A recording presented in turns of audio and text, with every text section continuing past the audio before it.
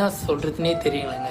இன்றைக்கி பிரச்சாரத்தில் வந்து பார்த்திங்கன்னா அவ்வளோ பெரிய கூட்டம். அந்த கூட்டத்து மத்தியில் வந்து பார்த்திங்கன்னா ஒருத்தர் வந்து ஒரு இளநியை கொடுக்குறாரு.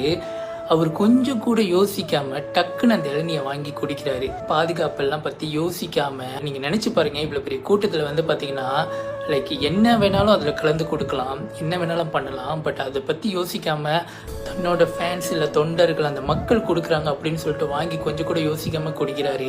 நார்மலாகவே இந்த லெவலில் இருக்கிறவங்களாம் வந்து பார்த்தீங்கன்னா கொஞ்சம் சுத்தம் பார்ப்பாங்க. கொஞ்சம் கூட முகம் சுளிக்காமல் வாங்கி குடிச்சாரு பாருங்க. அது அவர் உங்களை நம்பிட்டாருங்க. அந்த மக்களை வந்து மனசார நம்பிட்டாரு. அதுக்கு இதான் சாட்சி. அதே திருச்சியில் தான் வந்து பார்த்தீங்கன்னா நேத்தா இல்லை இன்னைக்கு காலையிலான்னு தெரில, ஒருத்தர் ரெட் கலர் சட்டை போட்டு ஒரு பெரிய தலைவர் வந்து ஒரு டீ கடையில் போய்ட்டு டீ வாங்குறாரு. அந்த டீயை வந்து பார்த்தீங்கன்னா பட்டும் படாமல் வச்சு கடைசி அந்த டீயை குடிச்சாரா இல்லையான்னு கூட தெரியல, வச்சுட்டு போயிட்டாரு. அந்த மாதிரி இருக்கிறவங்க மத்தியில் வந்து பார்த்தீங்கன்னா இந்த மாதிரி ஒரு மனிதனுக்கு ஒரு ஃபாலோவராக இருக்கிறதுல வந்து பார்த்தீங்கன்னா நான் ரொம்பவே சந்தோஷப்படுறேன். இவருக்கு ஃபேனாக இருந்ததுக்கு ஒரே ஒரு வருத்தம் தான், என்னால் வந்து பார்த்தீங்கன்னா ஒரு ஓட்டு உங்களுக்கு போட முடியல.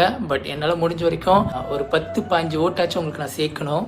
அது எந்த மூலியனாலும் சேர்த்து தமிழ்நாட்டு மக்கள் வழியாக வந்து பார்த்தீங்கன்னா உங்களுக்கு ஓட்டு போட வச்சிருவேன். அது மட்டும் இல்லாமல் இதே திருச்சி பிரச்சாரத்தில் தான் வந்து பார்த்தீங்கன்னா ஒருத்தவங்க மோட்டார் பைக்லேருந்து கீழே விழுந்துட்டாங்க. அங்கேயே போய் பார்த்தீங்கன்னா அவர் அவ்வளோ பெரிய கூட்டத்தை விட்டு டக்குன்னு இறங்கி வந்து அவங்களுக்கு வந்து ஹெல்ப் பண்ணார். இதுவும் சில பேர் சொல்லுவாங்க அன்றைக்கி கரூரில் ஓடிட்டார் இன்றைக்கி ஏன் வந்தார் அப்படின்னு கேட்டால், அதான் டிஃப்ரெண்ட் சுச்சுவேஷனை எங்கே வச்சு பார்க்கணும் அப்படின்றது அவங்களுக்கு யோசிக்க முடியாது. அந்த கரூர் இன்சிடென்ட்டில் வந்து 41 பேரோட ஃபேமிலி வந்து பார்த்திங்கன்னா இன்ன வரைக்கும் விஜய் எனக்கு எகெயின்ஸாக மாறவே இல்லை. ஸோ இதிலே புரிஞ்சுக்கோங்க, சம்மந்தப்பட்ட அவங்களே வந்து இவரை நம்புகிறாங்க. நீங்கள்லாம் இதை வச்சு அரசியல் பண்ணிக்கிட்டு இருக்கீங்க. அப்புறம் இப்பயும் வந்து நான் இவரோட ஃபேனு, அதனால் வந்து எனக்கு விஜய்க்கு ஓட்டு போடணுமா, எனக்கு அவரை பிடிக்காது அப்படின்னு நினைக்கிறவங்களுக்கும் சரி. அப்புறம் வந்து பார்த்திங்கன்னா நான் பரம்பரையாக இதிலே ஊறி போயிட்டேன், இதை விட்டு என்னால் வெளியே வர முடியல, நான் வந்து சாவர வரைக்கும் இது தான், இல்லை என் மக பிறந்த பிறகு இது தான் அப்படின்னு சொல்கிறவங்களுக்கும் சரி. ஒரே ஒரு தடவை வந்து பார்த்திங்கன்னா கொஞ்சம் வெளியே வந்து ஒரு வாய்ப்பை வந்து கேட்குற மனுஷனுக்கு கொடுத்தா மட்டும்தான் மாற்றம் வரும்.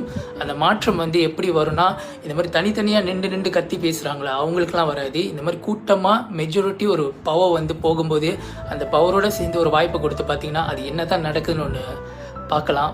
மாற்றங்கள் வரணும், அதுக்கப்புறம் தான் வந்து இம்ப்ரூவ்மெண்ட் நடக்கும். இதை புரிஞ்சுக்கிட்டு கரெக்டாக அவர் கேட்ட மாதிரி ஒரே ஒரு வாய்ப்பை எங்கள் அண்ணனுக்கு கொடுங்க. கண்டிப்பாக நல்லது பண்ணுவார் நான் நம்புகிறேன். எத்தனை 5000-10,000 கிலோமீட்டர் தூரத்தில் இருக்கிற நான் நம்புகிறேன். பக்கத்துலேயே இருக்கீங்க, நம்பாமலே போயிருவீங்க. கண்டிப்பாக ஓட் போடுவீங்கன்னு நம்புகிறேன். நன்றி, வணக்கம். விஜய்னா, ஆல் தி பெஸ்ட்.